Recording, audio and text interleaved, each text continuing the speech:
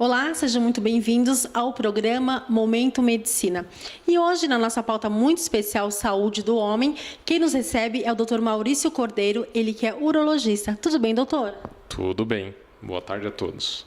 Muito boa tarde, doutor. Obrigada por ter aceito o nosso convite. E hoje vamos falar sobre um assunto muito sério, muito curioso também, e que às vezes os homens não se preocupam muito. Hoje vamos falar sobre câncer de próstata. Doutor, para que todos entendam o que é a próstata e onde ela se localiza.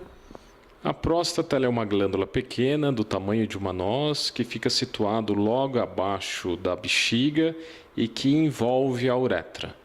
A função da próstata, ela possui função reprodutiva. A próstata ela é uma glândula que ela produz todo o líquido por onde os espermatozoides se locomovem. Então, essa é a função da próstata. E a próstata, apesar de toda a repercussão que se pode dar na saúde do homem, ela representa uma pequena parte na composição corpórea. Ela é do tamanho de apenas uma noz. Perfeito. Doutor, câncer de próstata tem sintomas? O câncer de próstata, no momento inicial, ele não tem sintomas. Então, isso é extremamente importante, porque nós só conseguimos diagnosticá-lo quando realizamos exames. Então, se nós esperarmos, se o paciente esperar ter algum sintoma para procurar o urologista, já pode ser tarde demais. A doença já pode ter saído da próstata, está acometendo bexiga, está acometendo osso, está acometendo outros órgãos e apresentando uma gravidade muito maior. Então, para se poder diagnosticar o paciente com uma doença ainda no início, precisa se fazer exames, porque o câncer não dá sintomas. Perfeito, doutor. Nós vamos falar mesmo agora sobre o diagnóstico, como é feito? Todo homem ao redor dos 40 anos de idade precisa procurar o urologista, precisa fazer um exame de sangue, que é o exame de PSA, que é uma proteína produzida pela próstata, e precisa também fazer o exame de toque retal da próstata. Com esses exames sendo feitos aos 40 anos de idade, o médico urologista informa o paciente com que frequência ele deve fazer a partir dali. Se nessa primeira avaliação ao redor dos 40 anos de idade estiver tudo normal, eventualmente esse paciente pode retornar só depois de 5 anos para fazer uma nova avaliação. E aí ele voltaria com os 45. Fazendo com 45, estando tudo normal, aí a partir daí ele voltaria anualmente. E os pacientes de cor negra, os pacientes que já teve câncer de próstata na família, esses são os pacientes de maior risco de desenvolver a doença. Então, esses pacientes precisam ir numa frequência um pouco maior e realizar os exames com mais frequência. Perfeito. Doutor, vamos falar sobre prevenção, o homem deve se consultar com o urologista a partir de que idade, doutor? Que é uma pergunta muito constante, nós recebemos vários e-mails sobre isso. Existe uma controvérsia nas sociedades em relação ao início que os homens devem começar o rastreamento. A Sociedade Americana de Urologia, ela recomenda que a partir dos 50 anos de idade. E se você tiver antecedente na família ou é de raça negra, começar aos 45 anos de idade. Já a Sociedade Europeia de Urologia recomenda que uma avaliação inicial seja feita aos 40 anos de idade. E a partir dessa avaliação é que se defina a periodicidade que tem que ser feita. Então, a Sociedade Brasileira de Urologia, os urologistas no Brasil, nós seguimos um pouco mais a Sociedade Europeia. Então, nós recomendamos que os pacientes ao redor dos 40 anos de idade façam um primeiro exame, exame de toque, exame do PSA, e nessa primeira avaliação se defina com o urologista com que frequência os próximos exames deverão ser feitos.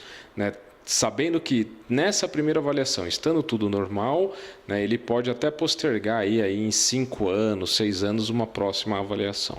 Fica mais tranquilo, não, doutor? Exato. Perfeito. Doutor, quais são os melhores tratamentos para o câncer de próstata? Isso é uma pergunta muito importante, uma pergunta vou tentar ser breve, mas o câncer de próstata, primeiro a gente precisa fazer o rastreamento para poder diagnosticá-lo, que é fazer o exame de toque, o exame de PSA que nós falamos anteriormente. né, na suspeita de um exame de toque alterado ou de um PSA alterado, nós fazemos uma biópsia da próstata. E é essa biópsia da próstata é que diagnostica o câncer. Com a biópsia da próstata diagnosticando o câncer, o que nós precisamos fazer é estadiar o câncer de próstata. Estadiar quer dizer avaliar a extensão da doença, se a doença está confinada na próstata, se a doença já está saindo para fora da próstata, se a doença já foi para os outros órgãos. Isso é extremamente importante porque o tratamento vai depender desse estadiamento. Então, o paciente com câncer de próstata, que infelizmente já se apresenta com PSA muito alto, com metástase óssea, esse paciente ele vai fazer um tratamento baseado em medicação, seja hormonioterapia, quimioterapia, né? Agora, o paciente que tem uma doença confinada na glândula, uma doença estritamente restrita na glândula, você precisa avaliar outras coisas. Você precisa avaliar a idade desse paciente, você precisa avaliar a condição clínica desse paciente. Quando o paciente ele tem uma saúde boa, com uma expectativa de vida acima de 10 anos, o tratamento, na maioria dos casos, é feito ou com cirurgia, que é realizada pelo urologista com a prostatectomia radical, ou o tratamento é feito com a radioterapia, né? E o benefício de cada um dos tratamentos precisa ser intensamente discutido com o paciente e com o urologista na definição se vai se fazer a cirurgia ou se vai fazer a radioterapia. E em casos onde nós diagnosticamos um câncer de próstata no interior da próstata, de um volume muito pequeno e com fatores extremamente favoráveis, muitos pacientes nós podemos só acompanhá-los. Nós fazemos um tratamento que se chama vigilância ativa, onde nós vamos monitorizando a doença. Nós vamos monitorando e na progressão eventual da doença é aí que nós optamos por tratamento. Mas nós já sabemos que tem muitos pacientes que não progridem da doença, eles ficam com uma doença extremamente pequena, indolente na próstata, e nós podemos acompanhá-los por muitos e muitos anos sem a necessidade de nenhum tratamento.